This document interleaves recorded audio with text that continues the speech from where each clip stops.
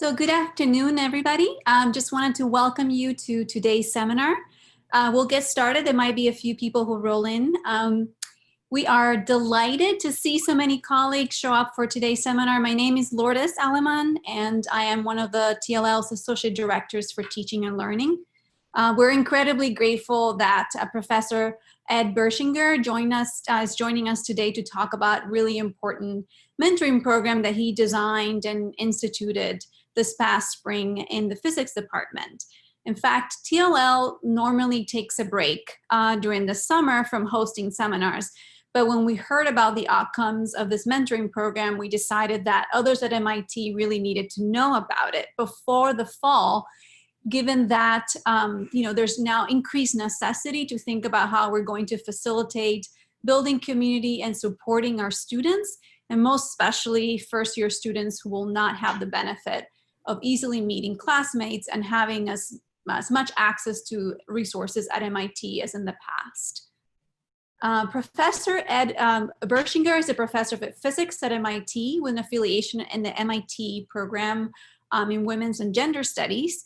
And he's recently served as MIT First Community and Equity Officer from 2013 to 2018. He has participated in numerous national committees and task forces on equity in physics and astronomy. And in fact, he likes to describe himself as a scholar, activist, administrator for diversity, equity, and inclusion in higher education.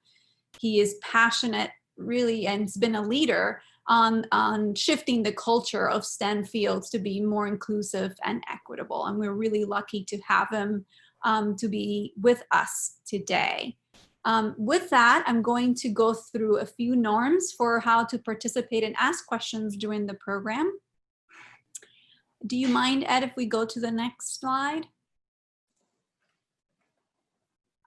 So there are two ways in which you can ask questions throughout this conversation that we will have. We actually are going to wait until the end for a Q&A. If you have questions throughout the actual presentation, you can ask them anonymously using slido.com. And Ryan McDowell is copying and pasting right now the link in the chat so that you can directly navigate to slido.com. The nice thing about slido.com is that you don't have to wait until the very end to ask your question. And you can also upvote questions that others have asked. So at the end, we'll take a look at the questions that have been asked on Slido, and we'll be consolidating those questions for the Q&A. And at the end, if you haven't asked any questions on Slido, you can also raise your hand, and you can access the raise hand button by clicking on the participants button at the very bottom menu, usually on your screen, on your Zoom screen. And if you click on that, you will see this little raise hand button, and you can do that to ask a question. So what we ask is at the end, if you want to personally ask a question, you can click on the raise hand button, and then we will prompt you to unmute yourself. You can ask your question and then mute yourself again. With that conversation on norms, I turn it over to Professor Bertschinger. Thank you. Thank you so much, Lourdes. Thank you very much for the invitation to speak on this topic at the Teaching and Learning Lab speaker series. And thank you very much to the audience for showing up. I'm delighted to see so many friends amongst the group. So I'm going to be speaking about describing our experience this past spring with instituting a mentoring program into 802. You may not think that we need to provide the motivation, but just to remind everybody, this is 2020, and we had a significant disruption in March. This was shortly before spring break. 802 is a large first-year undergraduate electromagnetism class taken by more than 750 students, so a very significant fraction of the entire entering class takes 802 in the spring each year. We had recently completed our first in-person written exam, And then the following week, the governor declared a state of emergency. On Wednesday, MIT shut down some of its classes. I immediately was motivated to think about, well, what's going to happen to the students who are offline and those who are struggling? We know from research evidence that the most vulnerable students are hurt the most in these kinds of circumstances. And in fact, Professor Justin Reich of MIT's CMSW program posted this very inspiring Twitter thread. And this tweet really got me inspired and motivated to do something about it to support our most struggling students. And of course, at the end of that week, classes were canceled, students had to move off campus, and we had about 2 weeks to plan how we were going to teach for the rest of the semester.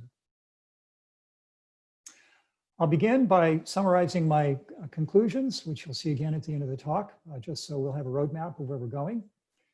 The mentoring program was one-on-one, one mentor with one mentee. And the program, as I'll show you, met its goals of improving mentee performance, improving a mentee's self-efficacy and STEM identity, and I'll define those and say more about this as we proceed. It established a transformative community of practice, and again, I'll define that as we go on. And I can report high satisfaction of both mentees and mentors. Moreover, this type of program is available to offer in other settings at MIT or elsewhere.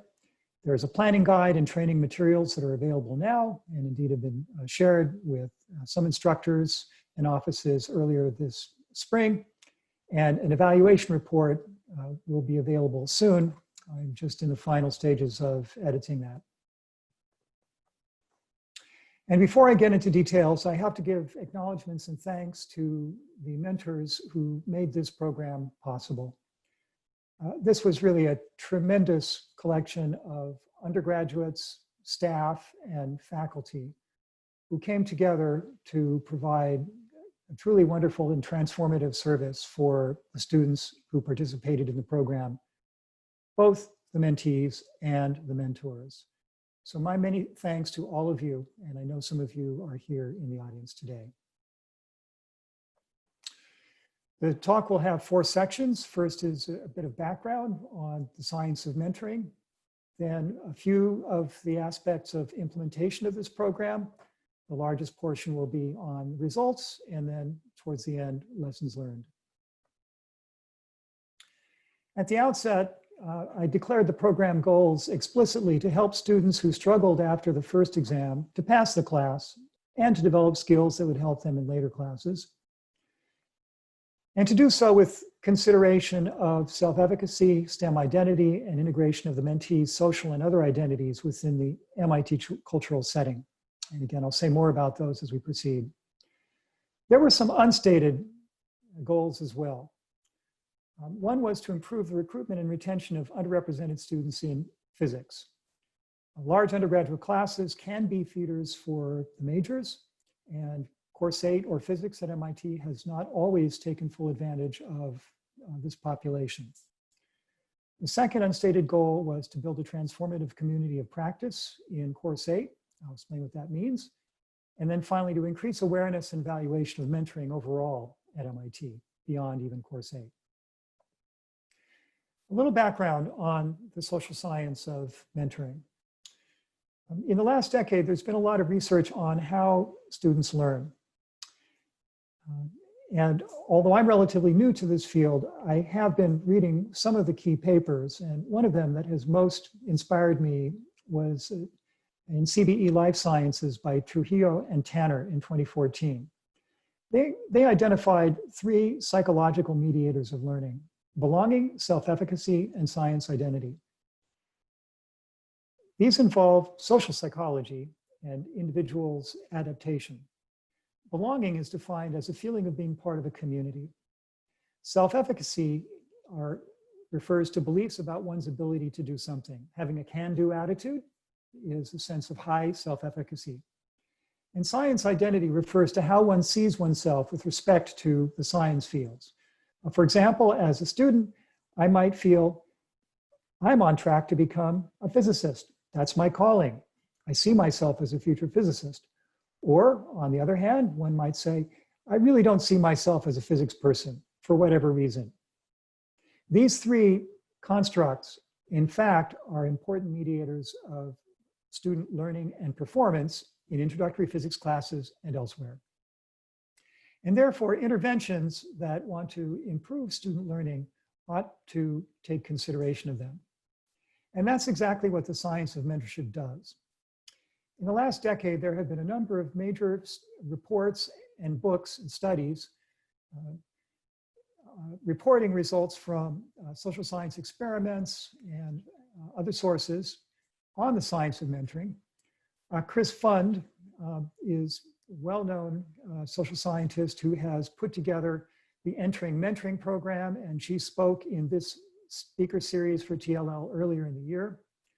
Becky Packard has a book on mentoring underrepresented students in STEM. Gloria Crisp has written a number of books and key articles on mentoring. And then finally, the National Academies, just a year ago, published a really foundational paper or book called The Science of Effective Mentoring in STEMM. STEMM is science, technology, engineering, math, and medicine. And the cover of that book was shown as my opening slide. And here is one brief quote from the introduction. Effective mentorship has an overall positive effect on academic achievement, retention, and degree attainment, as well as on career success, career satisfaction, and career commitment. I think a fair summary of the field is that the elements of effective mentorship are increasingly well understood. But not all of us are social scientists. Many of us have experience with mentorship, but let me define what I mean by it and contrast it with another commonly assumed meaning. From this NASEM report on the science of effective mentoring, quote, mentorship is a professional working alliance in which individuals work together over time to support the personal and professional growth, development, and success of the relational partners through the provision of career and psychosocial support. It may sound like mumbo jumbo to scientists, but we'll unpack that in the course of this talk. Importantly, mentorship is not the same as tutoring, but it can include tutoring. As you'll see from the NASEM quote, it also includes such things as psychosocial support. The NASEM report has this explanatory cartoon figure describing mentorship as a co-pilot relationship. It's a relationship, first of all. That means that participants should establish some trust, some modes of interaction together. It's a co-pilot relationship so that they're mutually responsible and participating in guiding the relationship. As may happen in any airline flight, turbulence may occur, communication is essential in the cockpit, and this is a skill that improves with guidance and commitment. The NASEM report identifies a number of elements needed for effective mentorship, and the scholarship by Chris Fund, Gloria Crisp, and others has backed this up with solid research. Here I extract just a few of the NASEM identified elements that seem most relevant to the MIT undergraduate context. The first is psychological and emotional support. And this means simply that mentors encourage mentees, help them with problem solving, and not just math or physics problem solving, not P-sets, but all kinds of problems, and that they use active listening techniques. Empathy is a key part of psychological and emotional support. That's critical for building this relationship. Mentoring involves role modeling. The mentor serves as a guide for mentees' behavior, values, and attitudes. The mentees benefit from engaging with the mentor who shares values and deep level similarity with them. And that last bit about deep level similarity is a really interesting point. The overlap of values and aspirations and some life experience may be more important than surface identities. Or surface identities may actually be quite deep to a person's lived experience. Being of the same race, ethnicity, gender, and so on can be a plus, but is not necessary and perhaps not even the most important aspect for a successful mentoring relationship. It's a deep level similarity that the NASEM report describes. And then in the role modeling can allow a mentee to see themselves as a future academic or whatever they're aspiring to in the mentoring relationship. Skill development is what we often think of first in these contexts, helping the students academically, but you'll notice that comes after the building of the relationship, because that's where the skill development can really blossom, as we will see. Now, a little bit about the implementation of this program in 802. We had 2 weeks to put together a big project. And of course, it was a bit of iteration and a very intense startup phase. These are the 6 steps that I would recommend for anyone wanting to implement a program like this. First, a lot of thought has to be given to the planning and administration of this.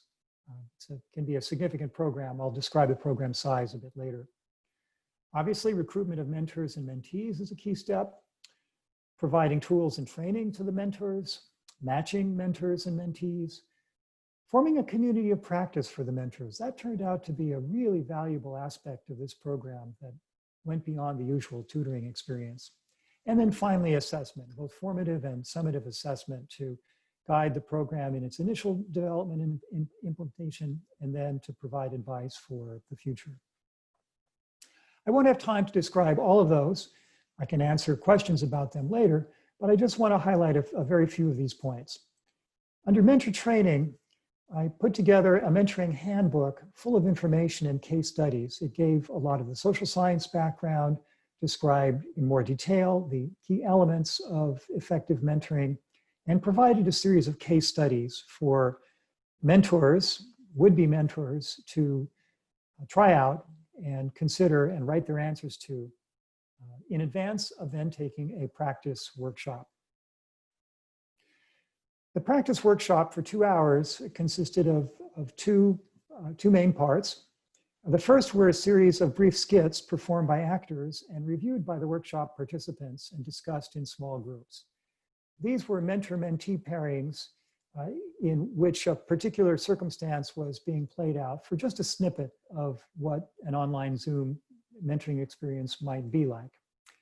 And then the workshop participants were divided into breakout rooms and asked to summarize, discuss what was happening, what they thought went wrong, what went right, what they might do differently, and then we came back to discuss in the whole room. The second part and the longer part of the workshop was where the participants themselves engaged in mentor-mentee pairing through role plays. There were 3 role plays. Each gave a workshop participant the chance to practice being a mentee, a mentor, and an observer. And it was wonderful to see this happening amongst undergraduates, staff, and faculty. Every combination occurred. The mentors found this workshop very, very helpful.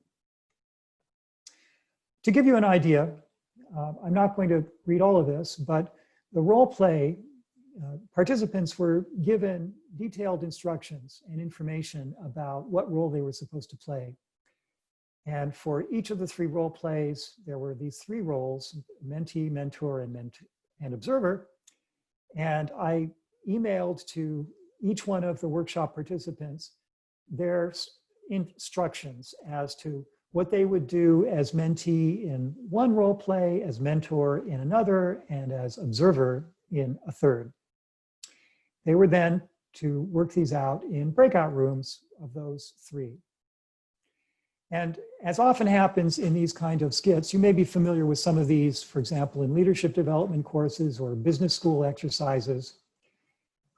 The information and perspectives of the mentee and the mentor are not perfectly aligned. There's often some missing information, and that makes it more challenging and more realistic. But if at some point you do go through these role plays, you'll see that this one, for example, is constructed to be quite relevant to the MIT setting. In fact, although it was created before the mentoring program, it describes some of the mentor-mentee pairings pretty well that actually happen in practice. Another resource provided to the mentors was a sample mentoring compact. A mentoring compact is an agreement that mentors and mentees come to in advance of their relationship to set expectations and goals for the relationship. And this is part of the pilot-co-pilot condition. And as a lot of research shows, relationship building and teaching and mentoring can be most effective when the expectations are clear and there is buy-in and commitment from both parties. And so the goal here was to have those expectations clarified and the buy-in from them. And there's a full page of this. Mentors were given this in advance of their first meeting with mentees, and the majority of the mentee pairings used this or a similar compact. You'll see that it's a form into which participants can write their answers and make their commitments. And then finally, the community of practice that formed amongst the mentors was incredibly valuable. Every week, the mentors met for 60 minutes online together to learn from each other's experience. We used breakout rooms and discussions and shared our learnings, our questions, ideas for future practice. All the mentors loved this opportunity for community building and professional development. It put the faculty, staff, and students really on an equal level. Of course, some mentors had more experience than others, but we were all students learning together, and that aspect of community was really valuable here. The undergraduates, including some first-year undergraduates who participated as mentors, really valued being the professional partners of the faculty and staff. And we found that this experience boosted their physics identity, which wasn't stated as one of the original goals of the program. Oh, and not to forget the importance of assessment. This program was designed to have both quantitative and qualitative assessment. Quantitative assessment involved examination of academic performance, mentee scores. These were, after all, students in the class, and their performance on assignments was available to me as the coordinator. But also their responses to surveys, a check-in survey after a couple of the mentor-mentee meetings, a later relationship mentoring survey based on a national instrument that's used, and then a final comprehensive survey. And the overall responses to these surveys were about 60%, or over 60% for the check-in and the comprehensive, a little bit less for the mentoring relationship survey. And then there were interviews. I have about 15 hours of interviews with the mentors, which I'm in the final process of doing the coding and the qualitative analysis for. And then as a bonus, 802, I have some information on the mentee perspectives coming from a survey that was conducted at the end of the class for all of the students, plus the student comments in the course evaluation guide. So there's a rich source of data available for the assessment. And that brings me finally to the results. What did the assessment find? Well, first, by the numbers, as I said, there were 23 mentors, 17 were undergraduate teaching assistants. These are students who were already working in 802. They play a role in what's called the Teal classroom format, an interactive in-person format of the class. And so those undergraduate TAs knew many of the students in the class to begin with. There are 3 instructional staff associated with the 802 teaching team, but who did not lead sections of 802, and then 3 faculty who led sections of 802. We weren't quite sure what the demand was going to be for this mentoring program, so there were some additional mentors held in reserve. 110 mentees signed up for the program. We had built in a design capacity of 120 with a little bit of spillover possible with our mentors held in reserve. So we were close to capacity, but it was comfortable for the most part. What we noticed at the end was that not all of those 100 mentees actively participated.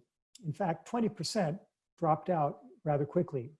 They either never responded to the mentor contacts, or some of them said after 1 or 2 meetings that they felt they no longer needed mentoring, or that the online format was working better for them than Teal, and so they withdrew from the program.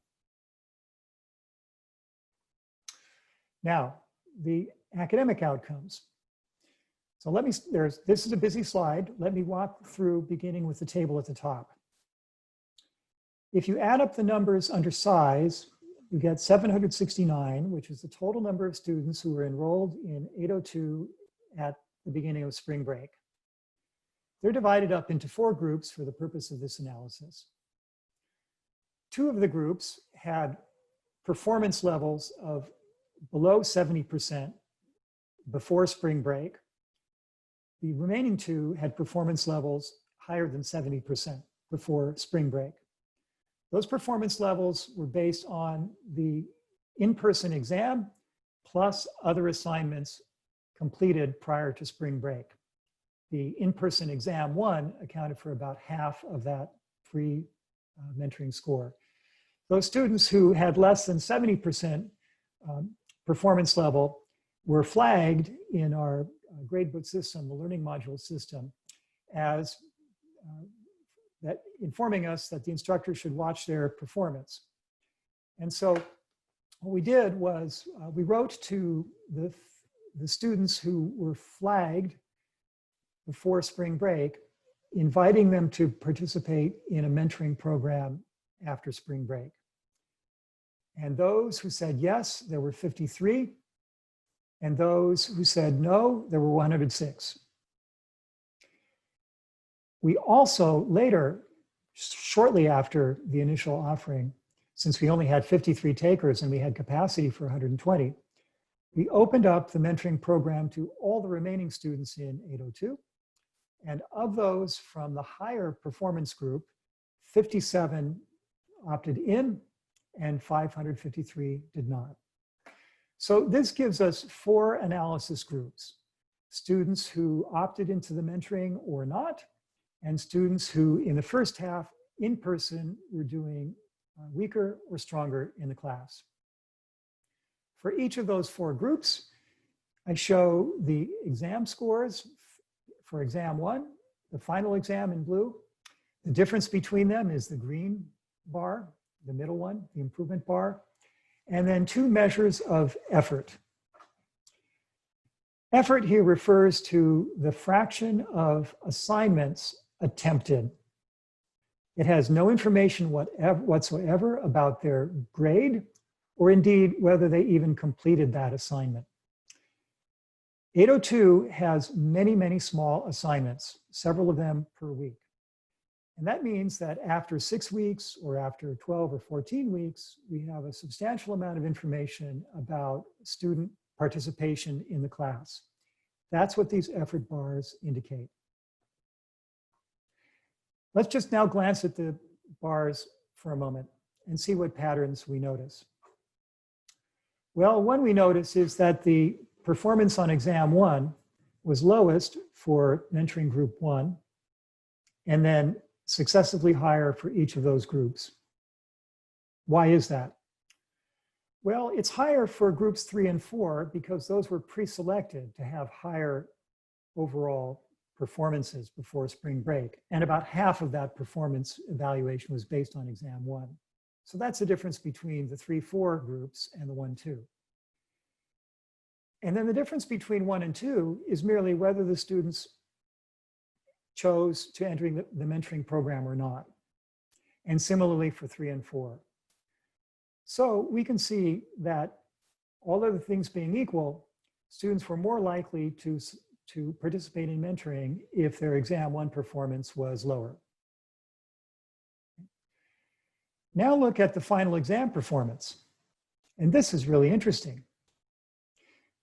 The group 1, which had the lowest exam 1 performance, actually outperformed group 2, which had a higher average exam 1 performance.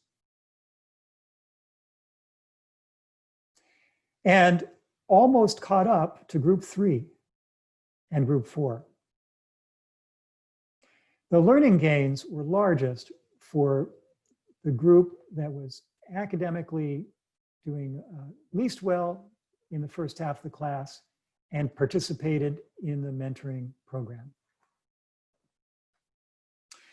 The effort bars are there for the following reason. Well, let me give some background for the reasoning. Okay? First of all, this is not a randomized controlled trial experiment. It means it does not have the same scientific validity as, let's say, a drug trial for a COVID-19 vaccine. We did not randomize participation. There was no placebo that you either participated in mentoring or you didn't, and there was no way to really fake the mentoring. There's no placebo here. And participants opted in. And that means that some of the differences in outcome that we see are probably due to confounding factors of motivation and effort. Students who are motivated to learn more. They make more effort and they learn more. And so it could be that the reason why the students who were performing the weakest and undertook mentoring was simply that they were more motivated than others. And it could be that the mentoring had no effect whatsoever. And had we not run the mentoring program, there would have been no difference in outcomes. Well, it could be, but probably not, for reasons that I will share with you as we go on. First of all, we do know that the groups who participated in mentoring did make greater effort and showed larger improvements than those who did not. Again, that doesn't separate out the causality. Correlation is not causality. But we can look at the effort made prior to spring break and after spring break and see, did it change for different groups? Well, there's a lot of scatter. There's a big range in students' efforts and participation in different topics of the class. What we can say is that the best predictor of effort after spring break was effort before spring break. It wasn't the student academic performance. We can also say that students who made little effort were less likely to choose mentoring. And then finally and importantly, students who elected mentoring were more likely to increase their effort. We'll learn more about the causes of these improvements when we hear the voices of the students themselves in the qualitative assessment. But first, what are the implications of the improved academic outcomes, whatever reasons it might have? Well, for among those students who were initially flagged, those who elected mentoring improved their scores by an average of 8.6 more than those who did not elect mentoring. I call this the mentoring boost effect. And had they not received this mentoring boost, 10 students from group 1 would have failed, whereas only 2 did. And in fact, those 2 left the mentoring program. One of them actually never even participated in mentoring at all. The other left after 2 sessions. So if I wanted to actually ascribe effects of mentoring, I should make that number 2 0. However, I'm not doing that because I don't have complete information on all the students and their participation in mentoring. The 2 students who failed out of group 1 opted into the program, but then chose not to participate. And contrast this with group 2. These were students who did not opt into the mentoring program. So of course they did not participate, but they were stronger than the first group on average. They were a few points higher on exam 1 and on the initial performance pre-spring break.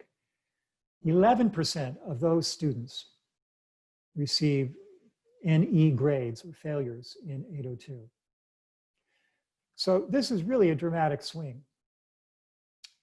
There were 8 students of group 1 who were on the borderline, and had they not received that average mentoring boost, would have failed. So it's really a dramatic improvement for the weakest students.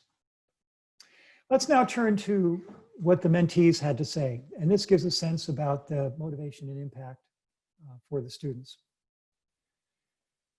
Quote, "This program helped me a lot with the understanding of the material and with solving the P-set problems. It also gives me reassurance that when I do not understand something, I can ask and discuss slowly with someone I trust.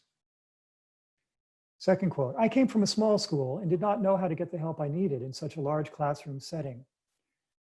I didn't get to know the professors, so I didn't feel comfortable asking them for help. Having someone answer my questions and talk to me one-on-one allowed me to get to know an MIT professor better and learn that they aren't all that scary. If anything, it made me want to get to know more of my professors better. And finally, I have a very positive experience because I was worried about passing the class, and now I believe I passed. I should note, I have dozens of comments like this. Virtually all of the comments from the survey were positive and going in this way. There were a few that were measured, but none were critical or derogatory. So I just selected ones that I thought highlighted certain aspects of the program. For example, self-efficacy. Improving the students' self-efficacy was an important program goal. And here are what students said about that. Quote, it was amazingly helpful. It got me through tough times, including academic and non-academic, and it made me feel a lot more confident in my chances of succeeding. Student 2, made me feel like learning physics was doable and that I shouldn't get discouraged when I am struggling. Oh, that gets me. I love that. That's what we aspire all our students to realize. And then finally, it made me become less afraid of new content in 802, as working with my mentor to solve problems together was exciting. This in 802. Psychosocial support. Here's what this means in the words of the mentees themselves. Quote, I really needed someone to be there for me during these chaotic times. It definitely improved my 802 experience online because it allowed me to build a support system. Second student, I think it is a very helpful program. I see how the school is supporting us in times of difficulty, and I feel deeply grateful for it. I wish there are more conversations between students and staff like this program. Talking to someone with more experience and establishing a one-on-one relationship gives my life some stability in times of chaos. And then finally, it helped me retain a bit of the human contact that was lost through online learning. Shifting attitudes towards physics. This relates to the STEM or physics identity construct I mentioned. Quote, as a result of the program, my grade in 802 increased, but more importantly, my understanding and interest in physics grew significantly. This program became one of my favorite parts of my academic experience at MIT. Second student, it really improved my 802 experience and made me more interested in physics. I enjoyed learning new things and understanding concepts on a deeper level. And the third, it reminded me why I loved physics in high school. When I was simply taking the class, I actually started to dislike the class a little bit because of the whole teal structure.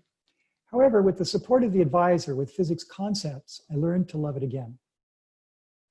Those last two quotes mention concepts and conceptual understanding. When we put together the mentoring program, we didn't expect that this would be a big outcome. But in fact, many of the students responding said that they enjoyed physics more because they began to understand the concepts on a deeper level. This is something that Teal has always aspired to, and now we see it developing in real time. As I mentioned, we surveyed the students. There's a lot of information that you'll see later in the assessment report. But one of the questions for which participants gave very helpful replies was, where else to offer a mentoring program?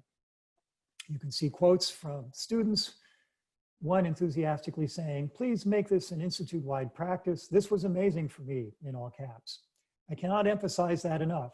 Honestly, one of the only things that got me through MIT going online. And here are the MIT subjects that the mentees responded with when asked, in what other subjects would this be helpful? Recognize, of course, that most of the students taking the class and participating as mentees were first-year undergraduates. So most of them are not taking upper-level courses, but some were.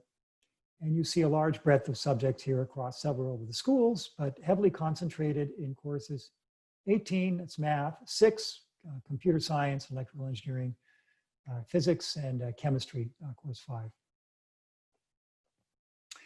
And then, of course, the mentors themselves offered valuable perspectives.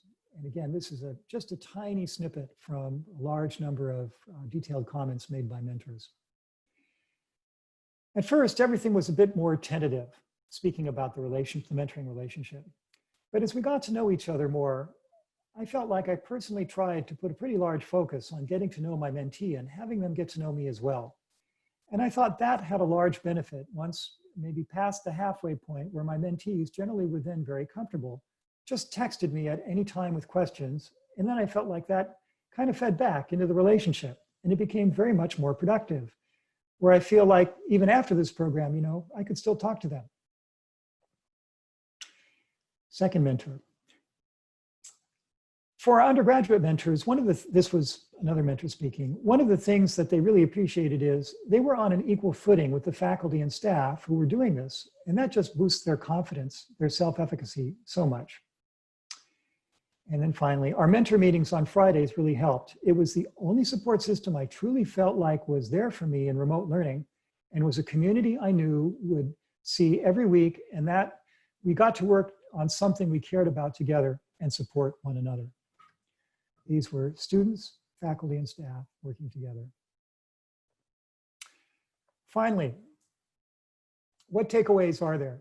Well, I've given you most of them with the results, but here are some extra little tidbits, Easter eggs if you like, things that we learned in the program about its effectiveness and suggestions for the future.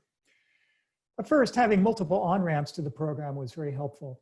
We had 2 rounds of invitations to students. They were only separated by a few days, but we learned after the first one to frame the ask in an inviting way with testimonials of a student who had participated in a similar mentoring relationship the prior semester. And that gave students a second opportunity to opt into the program. Many of the mentees pointed out the value of the accountability of having scheduled weekly meetings. Unlike office hours, the students had signed, many of them, a mentoring compact. There was an expectation that they would reach out to their mentor.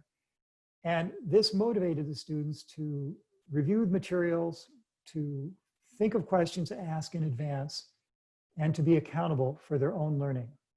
That structure is really helpful for first-year undergraduates at MIT. We discussed the possibility of group mentoring versus one-on-one mentoring. That is, one mentor for several mentees.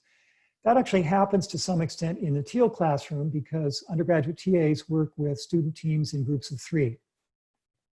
But what we observed, and what many students and the undergraduate TAs themselves commented on, is that in one-on-one mentoring, it's much easier for students to show their vulnerability and ask questions once at least they establish a trusting relationship with their mentor. Whereas in some of the team groupings, the Teal teams, one of the reasons why Teal doesn't work well for all students is because not all of them feel safe to be vulnerable in front of their peers. The mentoring program overcomes that barrier. And then, as I alluded to, we didn't expect but learned that the students really appreciated their growing confidence in understanding the physics concepts. And so this is a speculation that perhaps much of the learning gain of the students in that first mentoring group may have come from their increased conceptual understanding, not just strictly problem-solving skills. A few more lessons learned. Belonging was one of the psychosocial factors that I mentioned at the beginning. And in putting together the program, I expected that belonging would be an important element of success. There is a lot of research in physics education, for example, that shows if students feel that they don't belong in a class, if they're socially ostracized, for example, then they're much less likely to persist in the subject or to persist in physics. What we found is that such social belonging does not seem to be an issue in 802. It was not an issue in the online version, and it seems not to have been a significant issue in the in-person version of 802, with one exception. We noticed that upper class students who were retaking 802 did not have a community of peers the same way that first-year undergraduates did. And it was a very sharp undergraduate TA who explained this really well, saying that Well, if I'm a student in 802, then when I'm on campus anyway, there are students in my hallway, maybe my resident advisor who all know the material and can help me with it. I have a ready-made community. That's not always true, for example, in a course for majors or for the upper class students who are retaking 802. And that was a really valuable new perspective for me. And it leads to point number 2, which is that the science GIRs are different than other subjects at MIT because they, especially the math and physics GIRs, are taken by first-year undergraduates together in large cohorts. And that means every student taking them, every first-year student, has a community of peers who provide that sense of belonging. We found in the 2 offerings, 2 on-ramps, that advertising the program is beneficial for all students, not just those who were performing less well at the outset, increase the student interest. And this is really important for future framing of such efforts. It's better not to fall into a deficit mindset of suggesting that students are somehow defective and need mentoring. No, in fact, what the participants told us is that this is good for students at all levels, including the most advanced students. And then finally, the community of practice, as wonderful as it was, we realized that in the future that we can even professionalize it further by adding expert resources, discussion of pedagogy, more engagement, for example, with the MI Teaching and Learning Lab to help build this transformative community of practice in physics. And then finally, before I end, I want to mention a related effort that undergraduate students, primarily at Harvard and MIT, began this spring at the end of March, beginning of April. And in fact, one of the founders of COVID.org happened to be a mentor, one of our undergraduate TA mentors in 802. So the experience that she had was really helpful for us back with the 802 version at MIT. And you can go and look at this program. It's a wonderful one where college students are paired one-on-one with K through 12 students in the US. They're especially committed to supporting underprivileged students, so first generation low income, underrepresented or minoritized students. And for students under age of 18, they require that a parent or a guardian be present during all the mentoring sessions. So that's a really important issue that they have solved as well. And that program is now quite large. There are several thousand mentees and mentors from 357 colleges. So in this talk, I've given some background to the 802 mentoring program, discussed its implementation, showed you results, and discussed the lessons learned. And with that, I'll leave up my conclusion slide, and now I'm happy to take your questions. So on behalf of all of us, I'd like to thank you, Professor Bertschinger, for the wonderful presentation, and judging by all the questions we have lined up, this is something that's very timely for a lot of us. So before I move to the Q&A, I'd like to try to unmute everyone on 3 so we can do a virtual round of applause. And I'll count down so we're not surprised. 1, 2, 3, and you're unmuted.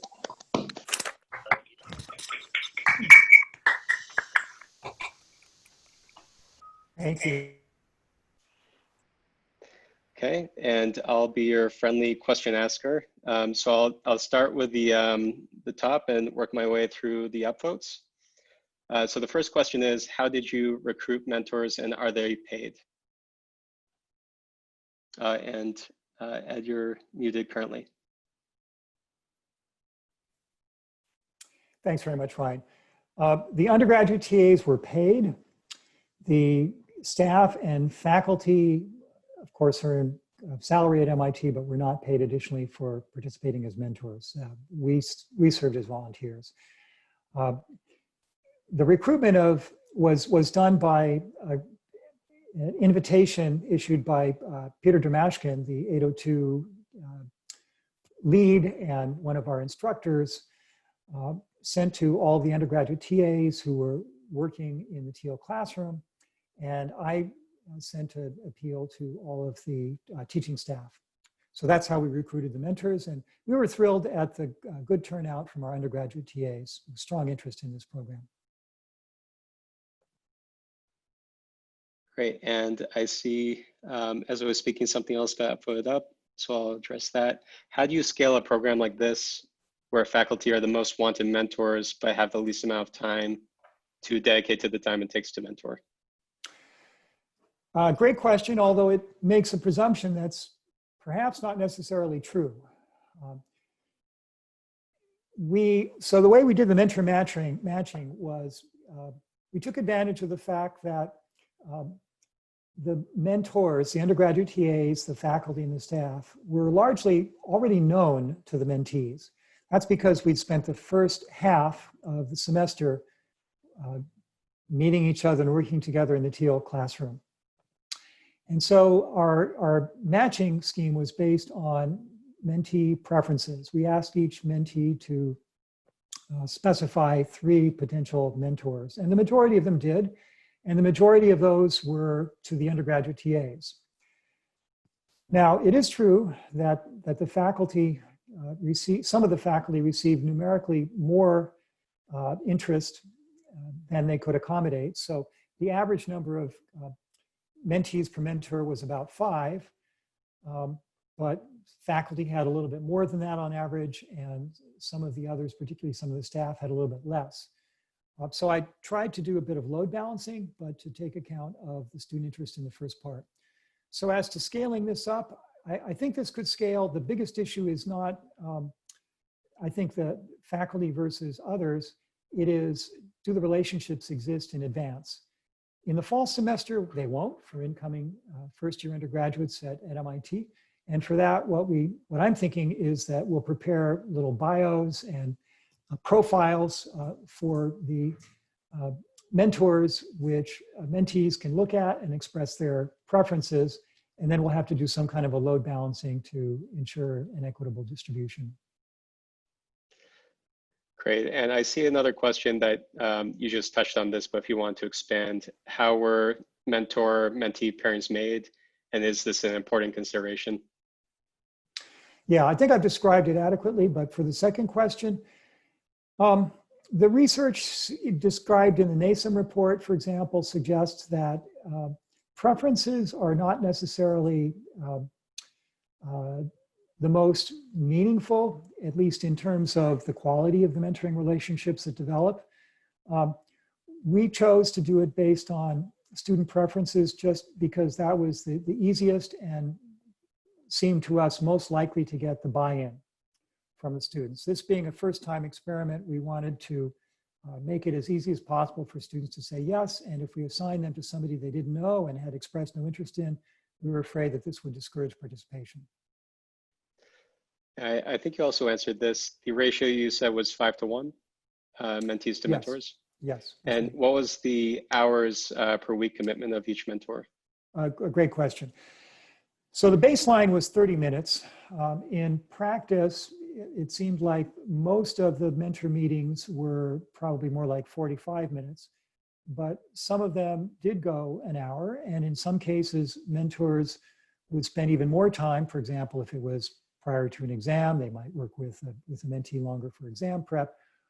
Many mentors also had access, the mentees had access to them by email or instant messaging or text messaging so they could ask questions at other times. But the baseline, I'll say a typical value is 45 minutes per week per pairing. Great, and moving down the list, did mentors help students find other students to work on problems or discuss questions with? Yeah, great question. Some did. In particular, the undergraduate TAs who had worked with these groups of 3 would, in some cases, get the students collaborating together. And if the students knew each other or had a facilitated relationship built by the mentor, in that case, an undergraduate TA, that worked. And next question, what are the relative advantages and disadvantages of running a subject-specific mentoring versus a course-specific mentoring program? Okay, that's a great question. Off the top of my head, I think the context always matters in relationship building.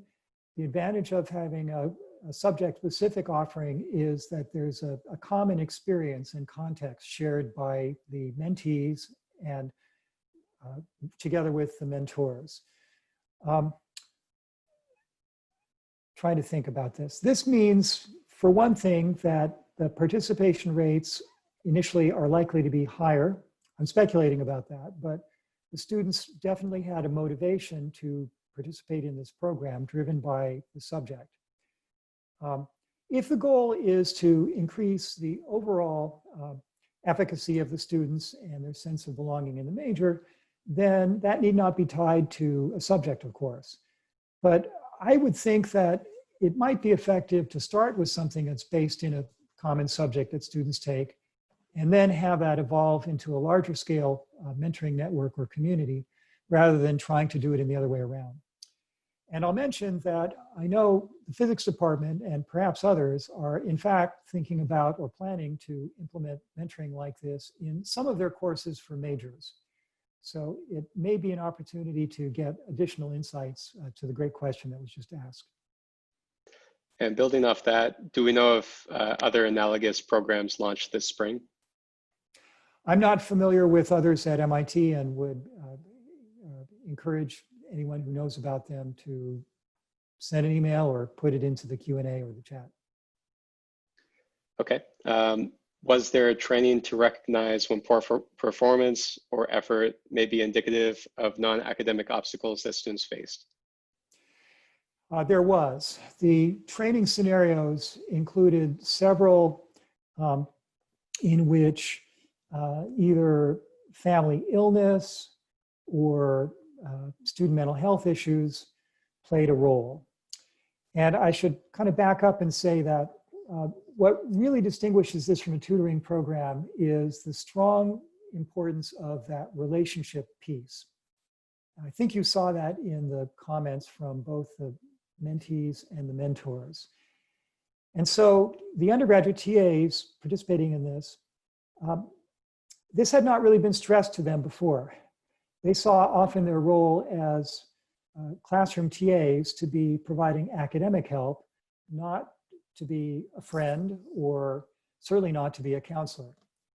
Now, of course, we were not acting as therapists or counselors, but we wanted our mentors to have empathy and good listening skills and to be prepared in case they were dealing with challenging topics like, they say, mental health, physical health, the stress of rapidly being moved off campus and dealing with COVID, unemployment, and so on.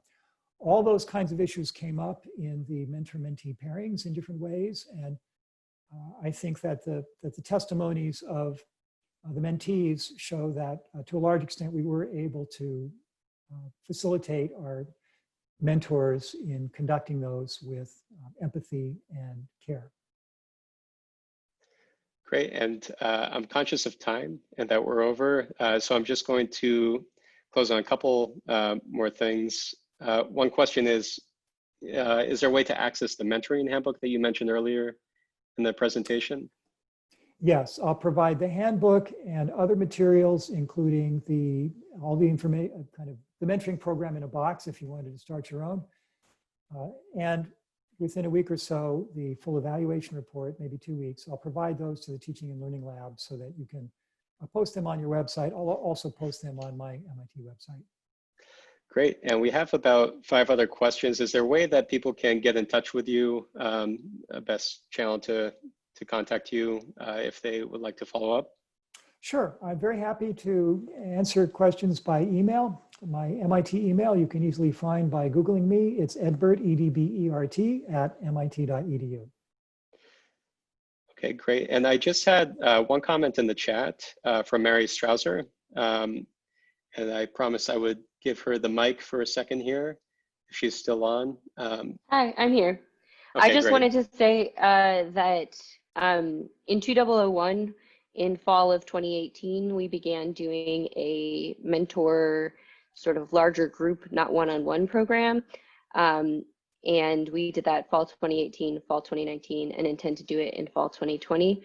So I put my email in the chat if anyone wants to reach out about how we formatted that. Wonderful. Thank you so much. The more examples we have of this practice, the easier it'll be for others to adapt this to their needs. And I will also save the chat and include that with the slides and presentation. For those of you who asked, we will be posting this, and I'll follow up by email with the link and the other things that Ed has mentioned. So I'd like to thank you again, all of you, for joining us, and for the wonderful presentation, Professor Bertschinger. And we will be following up with you shortly. So have a great rest of the week. Thanks so much, everyone, and stay safe.